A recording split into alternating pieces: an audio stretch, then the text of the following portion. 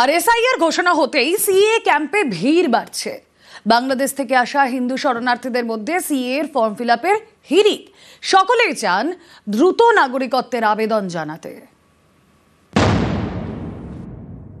আমরা ফর্মটা fill up করে রাখলাম, যখন আমাদের বাড়িতে যে এসআইআর করতে যাবে তখন আমরা এই অ্যাপ্লাই করা এটা দেখাবো।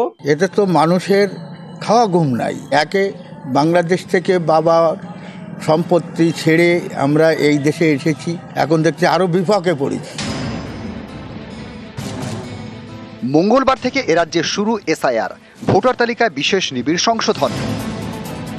এসআইআর শুরু হতেই ভিড় বেড়েছে সিএএ ক্যাম্পে। সিএএ নাগরিকত্ব সংশোধনী আইন।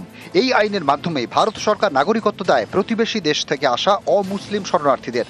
সিএএ ক্যাম্পে গিয়ে ফর্ম ফিল আপ করে নাগরিকত্বের আবেদন করা যায়। এসআইআর ঘোষণার পর এই ফর্ম ফিল আপের হিড়িক পড়েছে ক্যাম্পগুলিতে। ভারতের নাগরিকত্ব পেতে ফর্ম ফিল আপ করছেন বাংলাদেশ থেকে আসা হিন্দু শরণার্থীরা। আমরা যে ফর্মটা ফিল আপ করে রাখলাম, যখন আমাদের বাড়িতে যে এসআইআর করতে যাবে তখন আমরা এই অ্যাপ্লাই করা এটা দেখাবো। আমরা বলবো যে ধর্মীয় কারণ ওখান থেকে অত্যাচারিত হয়ে আমরা এখানে এসেছি। বাংলাদেশে আমাদের কোনো প্রমাণ নেই, কিন্তু বাংলাদেশে যেখানে থাকতাম সেখানকার ঠিকানা তো অবশ্যই আছে। আমরা বাংলাদেশ থেকে এসেছি রাতের অন্ধকারে পালিয়ে, ধর্মীয় কারণে। এখানে ভারত সরকার আমাদেরকে নাগরিকত্ব দিচ্ছে, তার কারণে আমরা এখানে নাগরিকত্ব করতে এসেছি। এসআইআর ঘোষণার পর আশঙ্কায় মতুয়ারা। পশ্চিমবঙ্গে শেষবার এসআইআর হয়েছিল ২০০২ সালে। নির্বাচন কমিশনের হিসেব অনুযায়ী ২০০২ এর পর উত্তর চব্বিশ পরগনায় ভোটার বেড়েছে প্রায় ৫৮%। এর মধ্যে বড় অংশ মতুয়া।